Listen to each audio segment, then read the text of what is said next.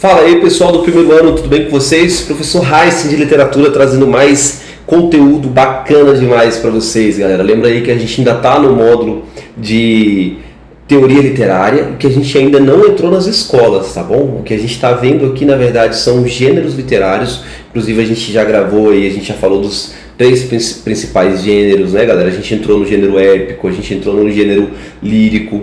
A gente ainda vai verificar direitinho como é que funciona, quais são as características do gênero literário, que é o gênero dramático, né, que é aquele texto que foi escrito justamente para ser interpretado, né, aquele texto que foi para ser levado ao teatro ali, né? Então a gente tem as instruções que os atores devem seguir, né, as falas dos atores, tem toda aquela questão da escrita mesmo, da metodologia, como o texto é escrito para poder ser interpretado, beleza? Na nossa aula de hoje, galera, nós vamos falar sobre um gênero literário que se chama narrativas memorialísticas. Afinal de contas, o que é isso, né? Será que é uma biografia? Que gênero textual é esse? Será que isso é de fato...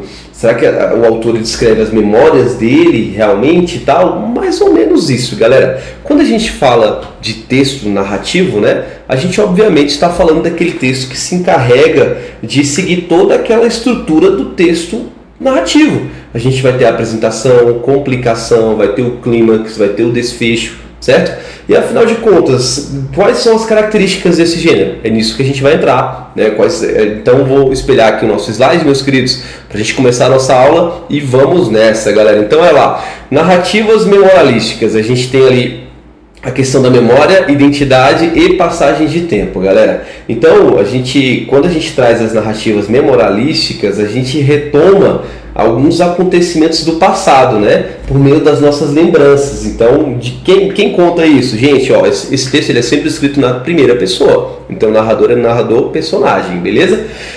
Então, ele não é necessariamente uma reprodução fiel dos fatos, tá, galera? É uma reprodução muito mais baseada na memória. Por quê? Porque a memória da pessoa não necessariamente vai trazer com fidelidade, né, exatamente o que aconteceu. Não. Porque o que fica registrado na nossa memória não necessariamente condiz com o que aconteceu, condiz com a realidade.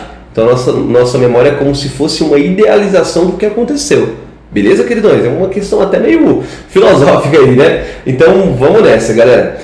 Quais são as características desse gênero literário aí? Antes da gente entrar, galera, eu sempre trago aí, quando a gente vai trazer um gênero textual novo, né? A gente vai estudar alguma coisa nova, eu sempre gosto de trazer para vocês esse mapa mental das tipologias textuais, tá, galera? Então a gente tem aqui, ó, primeiro de gênero o texto narrativo, a gente tem aqui o texto descritivo, argumentativo, instrucional e expositivo. Não está bem na ordem aí, né, galera? Então, em qual desses grupos ali esse gênero literário se encaixa? Aqui, meus queridos, ó, nesse grupo do texto narrativo, obviamente, beleza? Então ele está aqui, ó, beleza? Vale lembrar, galera, que existe uma diferença entre o gênero textual e a tipologia textual. O gênero, ele é uma ramificação da tipologia. Tipologia nós temos só 5 tipos de texto, beleza? Esses 5 aí que vocês estão vendo na tela, certo? E os gêneros, galera, o último que se deu o trabalho de contar, ele contou mais de 340 gêneros textuais, tá? Porque gênero textual, galera, é tudo aquilo que gera comunicação. Então, por exemplo, quantos gêneros textuais nós temos aí nesse grupo aí do texto narrativo? Todo o gênero que se encarrega de contar uma história.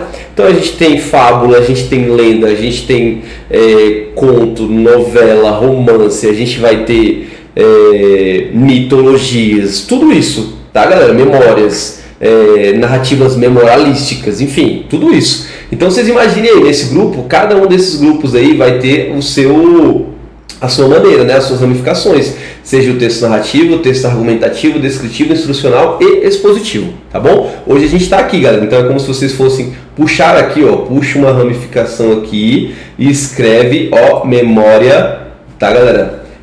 A gente coloca aqui, ó, vou colocar aqui rapidinho, ó, narrativa, na verdade, ó, narrativa, só um instante, meus queridos, olha lá, a gente coloca aqui então a narrativa memorialística, beleza? Certinho, meus queridos? Eu tô com o mouse aqui, pode não sair muito bonitinha a minha letra, mas vamos nessa, galera. Avançando nisso, o que nós temos aí de características desse movimento literário? Desse movimento não, desse gênero literário.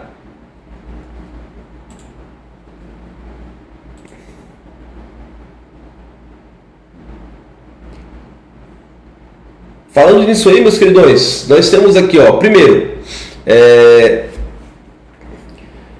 lembranças pessoais, obviamente, né, gente? Então, quando a gente fala de infância, família, escola e pessoas marcantes que moldaram a identidade do narrador, entra isso aí. Experiências formativas, tá, galera? Isso aí, certo? E mudanças sociais. Olha que fácil, gente. Olha só que conteúdo tranquilo, tá? Então, quando vocês forem fazer a prova de vocês provavelmente ali, né, com certeza, vão encontrar lá textos que são memórias, né? São acontecimentos ali. Então, são aquelas situações pelas quais vocês passaram, né, gente? Aquela história de quando você era pequeno, você era menor, que de repente a sua mãe fez um doce e você estava na expectativa para comer, e aí aquele doce caiu no chão e todo mundo ficou constrangido, mas depois sua mãe foi lá e preparou um melhor ainda, digamos assim, beleza? Então, essas são as características, são memórias, tá bom, meus queridões? São casos, certo? E aí, outra característica que nós temos aí também muito importante, primeiro, narrador em primeira pessoa, a gente vai ter narrador personagem, é a pessoa que está vivendo, que está contando a história, beleza? Memória e imaginação, tá, gente? Há uma mistura entre a lembrança, esquecimento e imaginação, né? Não é uma reprodução exata dos fatos. Por quê? Porque o nosso cérebro, meus queridos, ele é seletivo, tá? Então, não necessariamente você vai lembrar de tudo o que aconteceu. E também nem vai ser tão interessante para a sua narração assim, né, galera? É só o que de fato importa para a sua história. Então, tem a temporalidade marcada, né? Os acontecimentos são narrados no passado com marcas claras de tempo e espaço que situam o leitor. Então, gente, o pretérito perfeito, por exemplo, né? Beleza? Então, minha mãe preparou, eu fiz, eu estava ali, beleza? Eu estive, enfim, ele sempre vai usar esses verbos, tá? Reflexão sobre o tempo, né? Então, ele geralmente analisa, comenta as atitudes e as experiências da pessoa que viveu, né? Que superou, que passou por aquilo ali. Tá bom, queridos? Então, como eu falei para vocês, né, gente, memória não é necessariamente o passado, a memória é uma seleção do que aconteceu e é uma idealização, tá? Então, quando a gente vai fazer, quando o autor vai escrever o texto, ele faz um recorte, né, para depois recordar. Então, ele seleciona determinados acontecimentos em detrimento de outros, esquece detalhes, contextos e pessoas. Por quê? Porque, como eu falei, nosso cérebro é seletivo, só o que de fato pesa para essa narrativa. Reorganiza os fatos em uma nova ordem, interpreta o passado com base no presente e preenche lacunas com a imaginação, tá bom? Então é uma coisa muito mais idealizada do que necessariamente se referir ao passado, beleza, galera? E aí a gente tem aqui, ó, sempre que a gente vai trazer essa questão de selecionar, reorganizar, atribuir novos sentidos ao passado, a gente já pode dizer que não é necessariamente o que aconteceu. Tá bom, gente? Não é com fidelidade o passado exatamente como ele é, sim uma idealização. Beleza, galera? Então, avançando ali, existe também o tempo da enunciação e o tempo do enunciado. Como assim, galera? O tempo da enunciação é o momento em que o narrador conta e escreve as suas memórias, né? Então, é como se fosse o presente, ele corresponde ao presente daquele que recorda, certo? O ponto de vista do adulto irreflexivo. Já o tempo do enunciado, meus queridos, né, é aquele momento em que os acontecimentos narrados de fato ocorreram. Então corresponde ao passado que está sendo recuperado. Certo, galera? Muito tranquilo. E essa dualidade temporal cria uma tensão narrativa rica, né? O eu que narra não é mais o eu que viveu os acontecimentos. Sabe aquele papo assim, cara, se o eu de hoje vivesse essa situação pela qual o eu passado ali, digamos, enfrentou, teria sido totalmente diferente, né? Então tem essa questão aí também, meus queridões, tá? Aí depois a gente tem marca da temporalidade, né, gente? Então, ó, verbos no passado, morava, aqui, ó, beleza? Brincava, ali, ó, encontrei, aprendi, vivi, certo, gente? E é muito comum que se use também expressões que indicam tempo, né, gente? Adjuntos adverbiais, expressões que dão essa ideia de passagem de tempo. Então eu falava naquele tempo, né, naquela época, antigamente, quando eu era criança, anos depois, certa manhã, lá no ano de 1973, digamos assim. Galera, olha só que conteúdo tranquilo esse, beleza? Agora, quando a gente entra no relato memorialístico e autobiografia, atenção numa diferença crucial entre esses dois gêneros aí, tá bom, gente? Porque, de fato, os dois gêneros, eles apresentam experiências relacionadas à vida de quem escreve, né? Mas elas possuem diferentes diferenças importantes, na verdade, de foco e abrangência, né? Então, o que é necessariamente uma autobiografia? Eu coloquei até uma foto do Gandhi aqui para vocês, né? E o que é um relato memorialístico? Gente, a autobiografia ela apresenta de forma mais ampla a trajetória de vida de alguém, a formação da personalidade do autor, desde a infância até o momento da escrita, abrangendo diferentes fases. Já o relato memorialístico ele se preocupa muito mais com acontecimentos, entende? Então, um período que a pessoa viveu, um fato, né, a vez em que nós jogávamos futebol e aconteceu isso e aquilo outro, não necessariamente buscando uma trajetória completa de vida como a gente tem na autobiografia. Pegaram? Então a diferença tá aí, galera. Inclusive a banca pode até querer trazer isso para vocês, fazer você errar, confundir um gênero textual com outro. Porque uma autobiografia você vai falar do trajeto, do percurso de vida de uma pessoa, né, onde nasceu, o que fez e tudo mais. Já um relato memorialístico pode ser um recorte, certo? Aquele dia que você jogou bola, aquela vez que você estava brincando. Ah, mas pode ser um relato maior? Pode, mas gente, lembra, é um relato, né, gente? Beleza? É uma narrativa, não é uma coisa tão abrangente, não. A partir do momento que você fala uma coisa completa, já muda o gênero textual e já começa a ser uma biografia de fato. Beleza, meus queridões? Tá tranquilo? E aí, quando a gente entra nisso, a gente tem que separar a memória da realidade e da ficção, né, gente? Porque a memória, galera, necessariamente ela envolve idealização, beleza? Você idealizou aquilo, sua cabeça, ela idealiza, nossa cabeça ela idealiza tudo que a gente viveu, não, e isso não necessariamente condiz com a realidade. Então, olha lá, nem toda narrativa memorialística é totalmente autobiográfica. A memória pode servir como ponto de partida para a criação literária, tornando impossível separar completamente realidade da invenção. Beleza? Então, os acontecimentos reais são fatos e experiências que realmente ocorreram na vida do narrador ou do autor. Já a reconstrução literária, ele já começa a recriar alguns pontos, tá, galera? Diálogos, personagens ficcionais e cenas imaginárias que preenchem as lacunas da memória. Então, sabe aquilo que aconteceu e de repente a pessoa adicionou alguma coisa que de fato não rolou, né? Então, aquela mentirinha, digamos assim, então, beleza?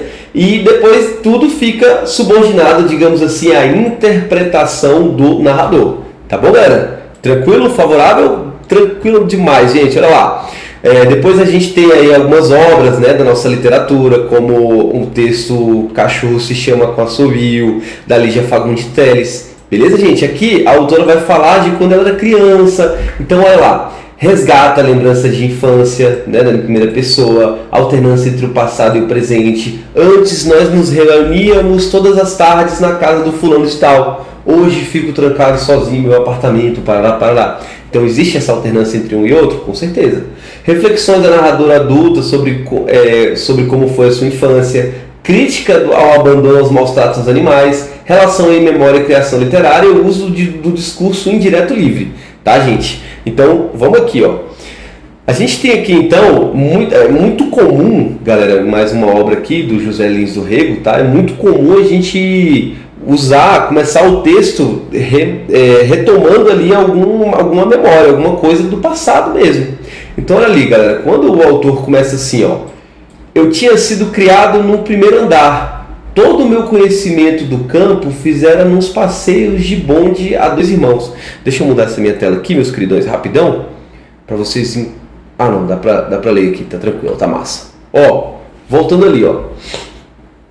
Eu tinha sido criado no primeiro andar. Todo o meu conhecimento de campo fizeram nos passeios de bonde a dois irmãos. E era com os olhos de deslumbrado que olhava então aqueles sítios, aquelas mangueiras e os meninos que via brincando por ali. As divergências de meu pai com meu avô nunca permitiram a minha mãe fazer uma temporada no engenho. Minha imaginação vivia assim a criar esse mundo maravilhoso que eu não conhecia. Sempre que perguntava a minha mãe por que não me levava para o engenho, ela se desculpava com o emprego do meu pai. Daí a impressão extraordinária que iam causando os mais insignificantes aspectos de tudo que eu estava vendo.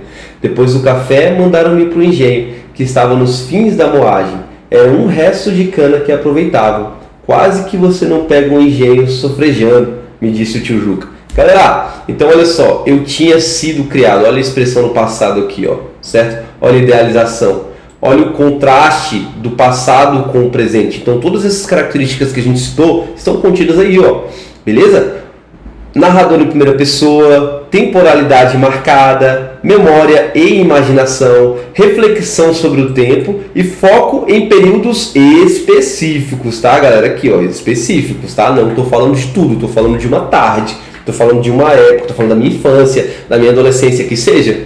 Tá bom, queridões? Isso é muito importante a gente lembrar aí, para você não confundir um gênero textual literário com outro, beleza?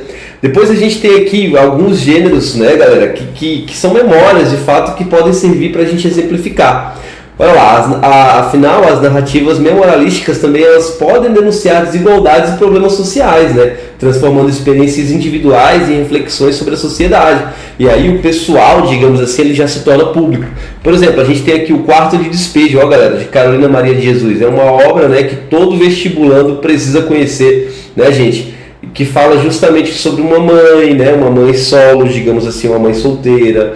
Ela tem 3 filhos e aí ela morava na favela de Canindé, né, na região lá onde é a região, a margem do Tietê, digamos assim, é onde ficava a favela. Hoje essa favela já não existe mais.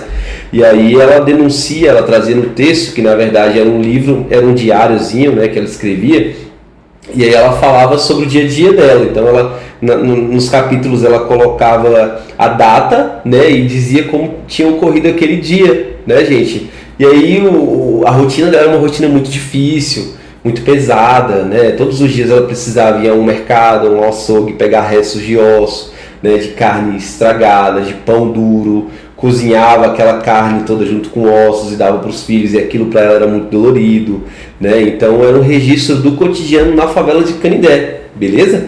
E era um diário que denunciava a fome, a exclusão e a invisibilidade da população pobre lá, beleza? Depois a gente tem Memórias do Cárcere, essa obra aqui, gente, de Graciliano Ramos. Ela foi uma obra que foi escrita no período em que Graciliano Ramos tinha sido preso pela ditadura lá do Estado Novo, lembra? Do Getúlio Vargas. E aí nesse período que ele foi preso, né, ele sofreu muitas humilhações, era brutal toda a tortura pela qual ele passava, né? E tanto que quando ele estava escrevendo esse livro, ele precisava esconder dos ditadores, ele precisou esconder para que a galera não encontrasse e queimasse tudo, né? Então ele escondeu durante o período da ditadura. Só em 1945, quando acabou o Estado Novo, que Getúlio Vargas de fato faleceu, foi que ele conseguiu lançar essa obra, que foi escrita durante o período que ele esteve preso, tá? Então é também uma memória dele ali, ó, que são lembranças do período que o autor esteve preso durante o Estado Novo, uma obra que ali é memória pessoal à denúncia da violência do Estado. Depois a gente tem aqui Idade do Serrote, do Murilo Mendes, tá, gente? Que é um relato sobre uma pessoa em situação de extrema vulnerabilidade social, transformando a memória em instrumento de empatia e denúncia. Então, queridos, o que eu quero que vocês vejam aí? Todos esses textos eles foram escritos utilizando características desse gênero. Verbos no passado, tá bom, gente? Lembranças, seleção, né? Uma seleção do que de fato é importante para a história. Não necessariamente você vai lembrar de tudo. É como se você precisasse contar uma história para um amigo e você lembrasse daquela parte que é justamente a mais importante. Beleza, queridões? Depois a gente tem mais obra aqui, ó, que deixa eu me ver aqui, galera. Ó, deixa eu me ver, tem essa daqui, certinho. Ó, enfim, Quarto de Despejo, Memórias do Cárcere e a Idade do Serrote, ok? Depois a gente tem aqui memórias ficcionais, né, gente? Que aqui já entra uma coisa que não condiz necessariamente com a realidade, né? Por exemplo, quando a gente tem Memórias Póstumas de Brás Cubas do Machado de Assis, né, gente? Aí já é uma ficção. Brás Cubas ele não existiu, pegaram? Mas o contexto que ele viveu, né, gente? O Brasil ali de 1880 e alguma coisa, por exemplo, foi real. Tudo isso foi real. Assim, foi uma situação real a partir na qual, aliás, ele introduziu a personagem. Beleza, queridões? Então, Memórias Póstumas de Brás Cubas entra aí também como exemplo, mas no sentido ficcional. Tá bom, galera? E quando a gente tem esse tipo de texto, a gente tem também as linguagens bem específicas, né? Um vocabulário, uma linguagem, um jeito de escrever. Primeiro, verbos no passado, tá, meus queridos? Isso aqui é importante, ó. Verbos no passado, expressões temporais. Descrições de lugares e pessoas também, gente. Isso entra também. Comparações metafóricas, tá, galera? Depois a gente tem sentimentos e opiniões do narrador. Alternância entre o passado e o presente. Ele fala Inclusive quando a gente tem, por exemplo, Memórias Póstumas de Brás Cubas, né? A personagem principal, que é o Brás Cubas, ele fala, né? Já morto, ele fala do enterro, aí vai contando a vida dele, né, gente? Do final até o início, ele faz essa troca, o autor. E referências históricas e literárias. Tá bom, queridões? Beleza? Eu espero que vocês estejam entendendo aí, que essa aula esteja muito fácil, muito tranquilo esse conteúdo, gente de gênero aí. Mas lembre-se aí, meus queridões, lembrar não é só recuperar, tá bom, gente? Também é interpretar, é idealizar, certo? Então, as narrativas memorialísticas mostram que a memória é um ato criativo e reflexivo, tá, gente? E lembrar envolve não só aquilo ali, você tem que, não só o passado, né? Você tem que selecionar os acontecimentos, organizar os fragmentos, enfrentar o esclarecimento e atribuir novos sentidos à experiência. Então, fica isso aí, tá, gente? Ela estabelece um ponto entre aquilo que a gente foi e o que a gente é, de fato. Beleza, queridões? E dá sempre essa ideia de contraste aí. Vou ficando por aqui, gente. Essa aula é muito fácil, esse gênero aí. Não tem muito segredo, não, tá? Eu espero que vocês estudem bem os gêneros literários, estudem bem a literatura, a teoria literária para poder matar as questões aí, tá bom? Obrigado por tudo, meus queridões. Até mais.